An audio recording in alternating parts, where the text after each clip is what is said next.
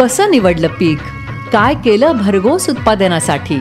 प्रगत शेतकऱ्यांचे हे अनुभव जे आहेत त्यांच्या गाठी आता ते सर्वांना समजतील. त्यांच्या यशाची गाथा ऐकू जाऊन त्यांच्या शेतात. काळी माती निळ पाणी हिरव शिवार. माझं शिवार नव्या जोमात सुनील पाटील यांच्या सोबत. माझं शिवार ग्रीन FM 90.4. माझं शिवार. नमस्कार शेतकरी बंधूंनो, मी सुनील 90.4 ग्रीन FMच्या आपल्या आवडत्या कार्यक्रमामध्ये मी आपलं स्वागत करतोय. आज आपण बेळंकी येथील प्रगतशील शेतकरी बसवराज धूप यांच्याशी आपण आज गप्पा मारणार आहोत. त्यांच्याकडे बागायत शेती आहे आणि पहिल्यापासून ते एक उच्च शिक्षित आहेत. मात्र शेती व्यवसायात त्यांना आनंदाने रस असल्यामुळे शेती ते करत आहेत. भाजीपाला असू द्या किंवा द्राक्ष बाग असू द्या, एक चांगल्या पद्धतीने योग्य नियोजन कशा पद्धतीने करावं हे आपण त्यांच्याशी गप्पा मारून जाणून घेणार आहोत. त्यांनी हिवाळ्याची व्हरायटीचं टोमॅटो लावलेला आहे आणि आपल्याला त्यांच्या शेतामध्ये गेलं तर कळेल की एवढ्या मोठ्या प्रमाणात त्याची लाग आणि उंची त्या टोमॅटोची झालेली आहे. हे कशा पद्धतीने त्याचं व्यवस्थापन केलं हे आपण आज त्यांच्याकडून जाणून घेणार आहोत. नमस्कार साहेब. नमस्कार. धूप साहेब, टोमॅटो जर बेसिक प्रमाणे जर बघितला तर एवढी उंची वाढत नाही. मात्र आपल्या शेतामध्ये आता बघितलं टोमॅटोची झाडांची उंची वाढलेली आहे. जरा कमी द्राक्ष बागेच्या माळ्याला झाडं लागत आहेत. हे कशा पद्धतीनं व्यवस्थापन केलं आणि आपला या नवीन व्हरायटीबद्दलचा अंदाज काय आहे? मी ही व्हरायटी प्रथमतःच लावतोय. साधारण हिवाळ्याची व्हरायटी आहे. विरांग या नावाने ही व्हरायटी येते आणि परत याची लाग हिवाळ्यामध्ये जास्त असल्यामुळं मी ही व्हरायटी निवडली. हिवाळ्यामध्ये या अगोदर आपण टोमॅटो लावला होता, आपण त्यावेळेला बघितलं होतं. त्यावेळेची टोमॅटोची व्हरायटी कोणती होती आणि ह्या व्हरायटीमध्ये आपणास काय बदल जाणवला? याच्या अगोदर मेमध्ये आर्यमान ही व्हरायटी लावली होती. त्याची किपिंग क्वालिटी किंवा जी उन्हाळ्यात फळधारणा होते त्यासाठी आर्यमान ही चांगलीच आहे. पावसाळ्यामध्ये पण जास्त त्याला करपा वगैरे येत नाही आणि सेटिंग जास्त होतं म्हणून मी आर्यमान ही व्हरायटी निवडली होती. पण आता थंडीचा पिरियड आहे. थंडी जास्त असल्यामुळं माझ्या मार्गदर्शकांनी मला सुचवलं की आर्यमानऐवजी विरांग लावा. ही व्हरायटी चांगलीच आहे. ह्याची वाढ आणि ह्याची मालाची किपिंग क्वालिटी, मालाचं सेटिंग आणि फळाचं गर ही हिवाळ्यात चांगलं भरतो. त्यामुळे मी ही व्हरायटी निवडली. धूप साहेब, विरांग ही व्हरायटी लावत असताना या अगोदर कुणाचा प्लॉट घेऊन मार्गदर्शन घेतलं होतं का? ही पहिल्यांदाच आपण लावल्या का? या अगोदर कधी विरांग लावलेली आहे? नाही, मी प्रथमतःच ही व्हरायटी लावलेली आहे आणि मी कुणाचंही मार्गदर्शन घेतलं लावायसाठी, पण कुणाचाही प्लॉट मी याच्या अगोदर बघितला नाही. बरोबर. आता बघितलं तर झाडं जवळजवळ 3-3.5 फुटाच्या आसपास आहेत. अजूनही झाडांची उंची वाढण्याची शक्यता आहे. तसं जर बघितलं तर पावसाळ्यामध्ये नायट्रोजनचं प्रमाण जास्त असल्यामुळं झाडं वाढत असतात. मात्र आता सध्या तरी हिवाळा आहे. मात्र ही झाडं एवढी वाढलेली आहेत की आपणास आता ही रोपं कुठून घेतली आणि तिथं तुम्हाला काय मार्गदर्शन करण्यात आलं होतं? ही रोपं मी भूधन रोपवाटिकेतून घेतलेली आहेत. रोपं तिथं चांगलीच मिळतात. हे मी पहिल्यापासून तिथंच रोपाची निवड करतो.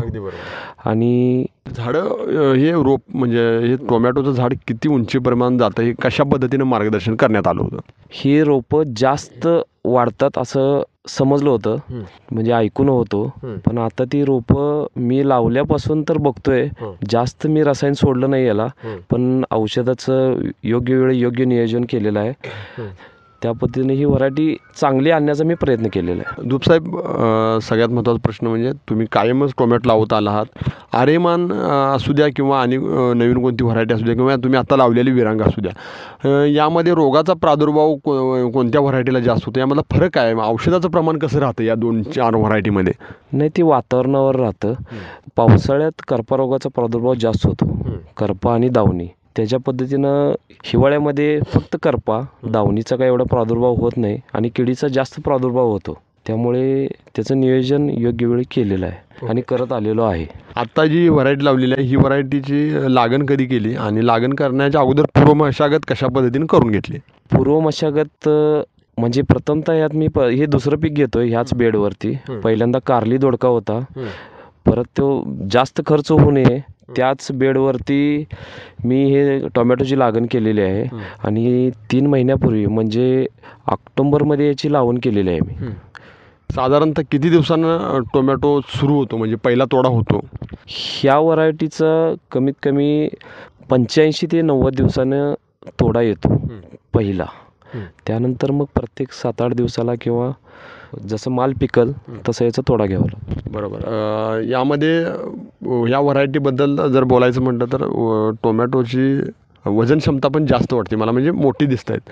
मग या व्हरायटीमध्ये पिकण्याच्या अगोदरच आपण म्हणजे परिपक्व होण्याच्या अगोदर मार्केटला द्यायचं आहे का ओल्यामध्येच आपण हे करायचं आहे? लोकल मार्केटला म्हणजे हिरव्यामध्ये काढलं तर चालतंय, पण आम्ही गेल्या वर्षी अहमदाबाद, गुजरातला माल पाठवलता. तिकडं माल असं पूर्ण परिपक्व लाल झाल्यावरच काढून पाठवतो. पूर्व मशागत मग करण्या अगोदर तुम्ही एक दुसरं अगोदर पीक घेतलं होतं, त्यामुळे पहिल्या पिकाच्या अगोदर रसायन खत किंवा शेणखत असू दे किती प्रमाण घेतलं होतं?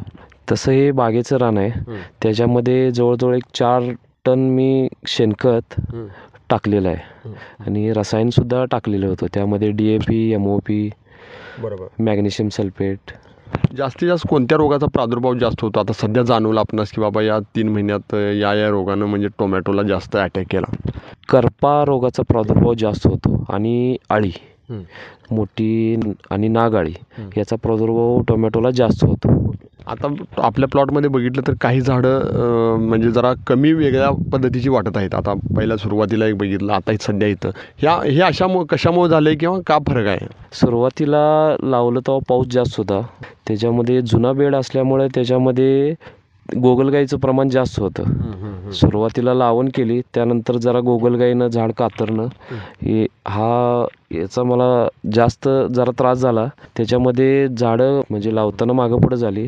काही झाडांना म्हणजे सुरुवातीला आळवणी ज्या झाडाला चांगली पडली ते झाड सशक्त आणि चांगलं आलेलं आहे, आणि ज्या झाडाला नंतर लावण केलेलं आहे त्याला आळवणी कमी झाली, त्याला जरा कर्करोगाचा अटॅक जास्त दिसतो. आळवणी करत असताना आता आळवणीचं महत्त्व आहे. रोपं लावल्यापासून एक साधारणतः किती आपल्या आळवण्या झाल्या आणि कशाची घेतल्या? 4 आळवणी घेतली. सुरुवातीला वेलाग्रो कंपनीचं ते रॅडिफॉर्म म्हणून मिळतं, ते पांढरी मुळी वाढण्यासाठी किंवा जास्त ग्रोथ ज्याला ट्रेस येतो ते येत नाही, त्याची मी पहिला आळवणी घेतली. त्यानंतर बुरशीनाशक, त्यानंतर 1261 वाढीसाठी घेतले. टोमॅटोला माळा महत्त्वाचाच आहे. आता आपलं द्राक्षाची बागेचा माळा आपणास मिळालेला आहे. टोमॅटोला माळा करण्याचं महत्त्व कशा पद्धतीनं? कारण याचं वेटेज जास्त असतं. माळा हा मजबूतच करावा लागतो, त्यामुळे मला काय एवढा त्रास झाला नाही की आपलं तयार बागेचा माळा असल्यामुळे मला एवढा खर्च झालेला नाही. अजून आपण म्हणालात की तोडे काही घेतलेले नाहीत. आपणास तोडा कधी अपेक्षित आहे? आता तोडा कधी घेणार आहे? आता झाडावर तर माल दिसत आहे, आणि 4-5 दिवसानं जे माल लाल होईल त्यानंतर हा तोडा मी घेणार आहे. विक्री करण्यासाठी बाजारपेठ कोणती निवडली आहे? काय व्यापारी डायरेक्ट इथं येऊनच आता हे टोमॅटो उचलणार आहेत? सुरुवातीला कमी माल निघतो, त्यामुळे मी लोकल मार्केटलाच माल देणार. त्यानंतर मग गुजरात, अहमदाबादचे व्यापारी आहेत, एकतर तिकडे पट्टीवर किंवा स्वतः व्यापारी इथं खरेदी करतात माल. बरोबर. आता ही हिवाळी व्हरायटी आहे आणि हिवाळी व्हरायटीमध्ये सध्या बघितलं तर म्हणजे आता सणवारसुद्धा बऱ्यापैकी संपलेले आहेत. त्यामुळं आता टोमॅटोचं अपेक्षित म्हणजे आवक जास्त वाढणार आहे. मग आपण ह्याच्याकडे कशा पद्धतीने बघता? या महिन्यामध्ये म्हणजे या सीझनला आत्ता सध्याला टोमॅटोची लागण होती, पण काही कारणामुळे किंवा हे जास्त पावसामुळे प्लॉट टिकलेले नाहीत, त्यामुळं रेट हमी भावापेक्षा किंवा अपेक्षापेक्षा जास्त मिळेल ही अपेक्षा आहे. साधारण आता लोकल मार्केट 25-26 किंवा 30पर्यंत आहे, 50पर्यंत मिळेल ही अपेक्षा आहे. धूप साहेब, आपण बघितलं तर आपण या अगोदर पण तुमची मुलाखत केली होती. आपण शेती व्यवसायामध्ये उच्च शिक्षित असून शेती व्यवसाय आवडीनं करत आहात. आता मला एक सांगा की शेती व्यवसाय आपण जर योग्य नियोजन केलेलं असेल, अजूनही काही शेतकरी शेती आहे मात्र नियोजन नसल्यामुळे, नियोजनाच्या अभावामुळे ते शेती व्यवसायात थोडंसं फायदेशीर नसतात. मात्र आपण योग्य नियोजन केलं आणि मेहनत करण्याची आपली जर क्षमता असेल तर आपण सक्सेस होतो, हे तुमच्याकडे बघून कळत आहे. आपण या शेतकऱ्यांना काय संदेश द्याल? नोकरी म्हणून जर शेती केली तर आपल्याला चांगलं बेनिफिट मिळेल आणि चांगल्या प्रकारचं उत्पन्न आपण घेऊ शकतो. जर रोजचं काम रोजच केलं, म्हणजे आजचं काम आज केलं तर पुढची कामं आपल्याला करण्यास सोयीस्कर होतात. त्यामुळं चांगला नफा, पुढं आपलं भविष्य आहे.